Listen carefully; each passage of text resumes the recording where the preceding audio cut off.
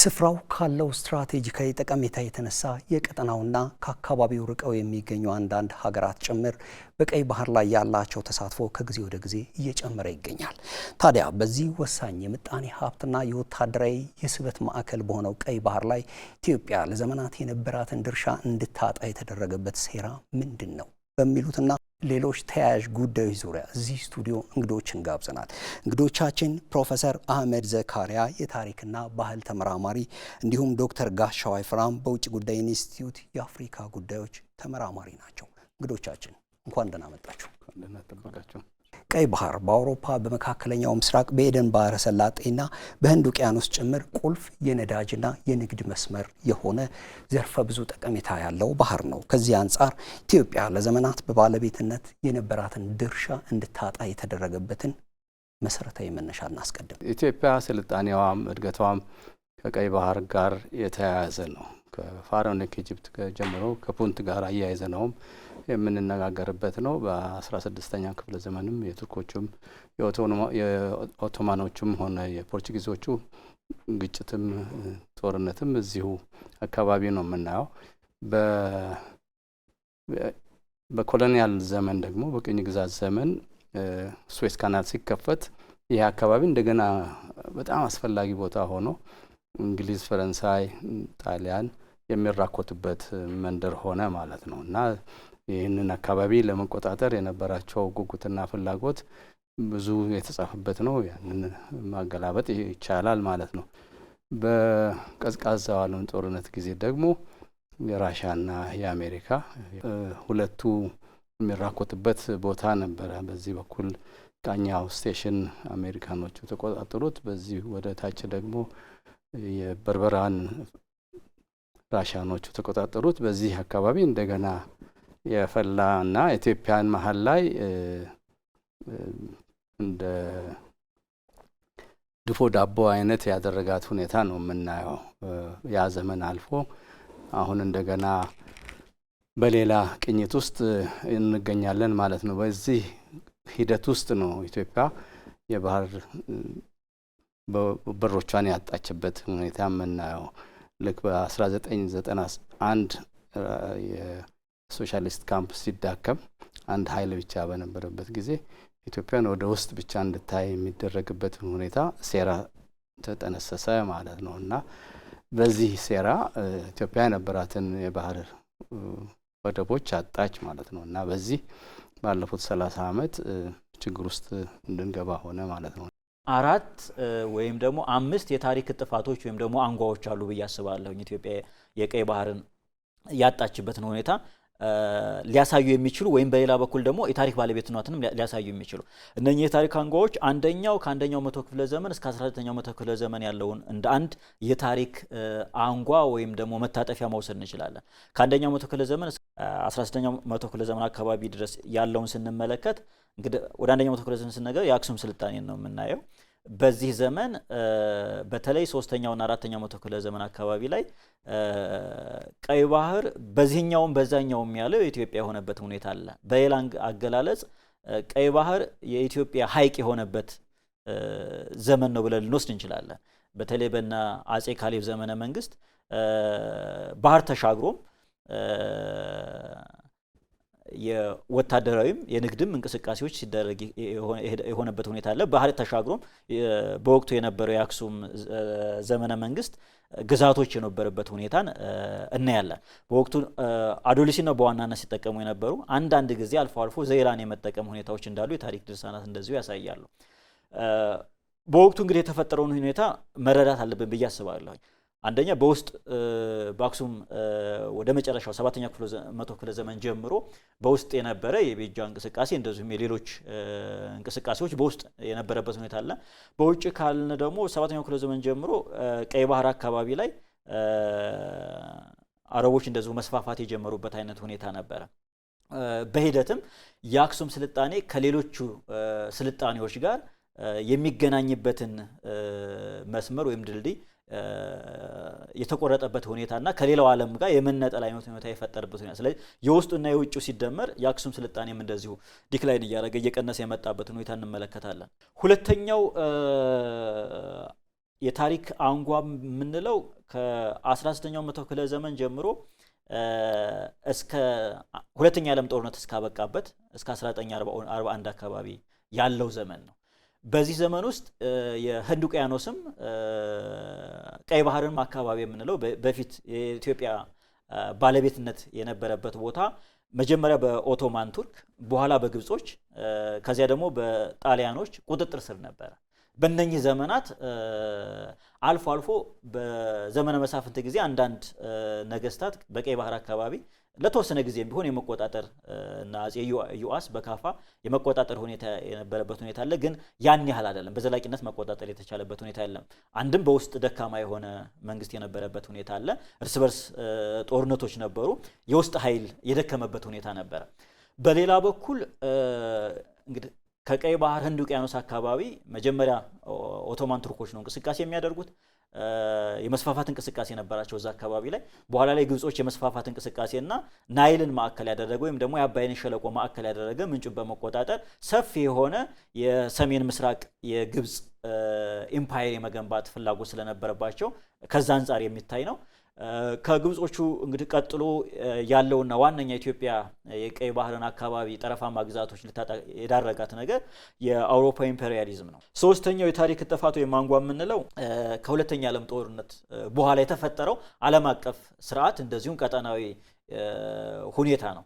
እንግዲህ በዚህ ውስጥ የምንመለከተው በተለይ የኤርትራ ወደ ኢትዮጵያ መጀመሪያ በፌዴሬሽን በኋላ ደግሞ በዩኒፊኬሽን የኢትዮጵያ አካል ከሆነች በኋላ በፈረንጆቹ 1952 ጀምሮ እስከ 1991 በፈረንጆቹ ኢትዮጵያ ወደ ቀይ ባህር እንደገና የተመለሰችበትና በቀይ ባህር አካባቢ የባህር ኃይልም የነበራት እንቅስቃሴ የምታደርግ ሀገር የሆነችበትን ሁኔታ እንመለከታለን። በእነኚህ ውስጥ ግን አሁንም ይሄንን ጠብቆ ማቆየት ያልተቻለባቸው ሁኔታዎች ነበሩ። አንድም የውስጥ ጦርነቶች ሲካሄዱ የነበረበት ጊዜ ነው፣ በተለይ በደርግ ዘመነ መንግስት። ከ1991 በኋላ ደግሞ በወቅቱ የነበረው መንግስት የኢትዮጵያን ፍላጎት ወይም ደግሞ ታሪካዊ ባለቤትነት ማስቀጠል ያልቻለበት ይልቁንም ደግሞ አሳልፎ የሰጠበትን ሁኔታ እንመለከታለን። ኢትዮጵያ በምስራቅ አፍሪካ ካላት ስትራቴጂካዊ ጠቀሜታ የተነሳ ወደ ነበረችበት የቀይ ባህር አካል ለመመለስ የምታደርገውን ጥረት ለማዳፈን መሞከር በኢትዮጵያም ሆነ በቀጠናው ላይ የሚያሳድረው ጫና ምን ይመስላል ዶክተር? ኢትዮጵያ የባህር በር ሳታገኝ መቆየትስ ይሄ ለኢትዮጵያም ለቀጠናውም ምን አይነት ነገር ያመጣል የሚለውን ስንመለከት አንደኛ ከመቼውም ጊዜ በላይ የቀይ ባህር አካባቢ ሩቅ ያሉ ሀገራትም ቅርብ ያሉ ሀገራትም የሚራኮቱበት ሜዳ ነው። አንደኛ በወታደራዊ ሰፈር ግንባታ፣ ሁለተኛ ደግሞ ወደቦችን በማልማት፣ ሶስተኛ ደግሞ የእጅ አዙር ጦርነቶችን በማድረግና ለየራሳቸው ጂኦፖለቲካዊ ፍላጎት ወሳኝ የሆኑ ማዕድናትን እንደዚሁም ደግሞ መጓጓዣ የሰፕላይ ቼን የምንለው እነሱን አካባቢዎች ወይም ደግሞ የትራንስፖርት ኮሪደሮችን የመቆጣጠር ጋር የተገናኘ ስለሆነ ይሄ ለቀጠናው ብዙ አይነት የደህንነት ችግሮችን ይዞ ይመጣል። እነኚህ ምን ማለት ናቸው ብለን ስንመለከት ሩቅ የሆኑትን ቅርብ ሆነዋል። ለቀይ ባህር ደግሞ በጂኦግራፊም በስነ ልቦና በታሪክም ቅርብ የሆኑት ደግሞ ሩቅ የሆኑበትን ሁኔታ እንመለከታለን። ኢትዮጵያ በታሪክ እንግዲህ የታሪክ ባለቤትነት አላት ብያለሁ ቅድምዬ። በጂኦግራፊም ያላት ፕሮክሲሚቲ ቅርበት የሚታወቅ ነው። በስነ ልቦናም የኢትዮጵያውያን አብዛኛው ልንል በምንችልበት ሁኔታ የባህር በር ከ1991 በኋላ ቢታጣም እንኳን በስነ ልቦና ግን የባህር በር አጥተናል የሚል አይነት ስነ ልቦና ግን የነበረባቸውን ሁኔታዎች አልነበሩም ብለን ወስደ እንችላለን። ስለዚህ ለቀይ ባህር ለባህሩ ቅርብ የሆነ ሀገር ነው፣ ህዝብ ነው በስነ ልቦናው። ግን ደግሞ በሌሎች ምክንያቶች ደግሞ ሩቅ የሆነበት እንቆቅልሽ አለ። ስለዚህ ይሄ ለኢትዮጵያ ብሔራዊ ደህንነት ለቀጠናው ሰላምና መረጋጋት ያለውን ሁኔታ ስንመለከት በአንደኛ ደረጃ ለቀጠናው ስጋት ነው። እዚህ አካባቢ ላይ ሩቅ ያሉትም ቅርብ ያሉትም በወታደራዊ ሰፈር በወደብ ልማት እንደዚሁ የሚያደርጉት ሽኩቻ ቀጠናውን የተገማች ለሆነ የደህንነት ችግር ይዳርገዋል። በሌላ በኩል ቀጠናው ላይ ያለውን የእርስ በርስ ጦርነትም ወይም ደግሞ የፕሮክሲ ጦርነት የእጅ አዙር ጦርነት እንዲጨምር ያደርገዋል።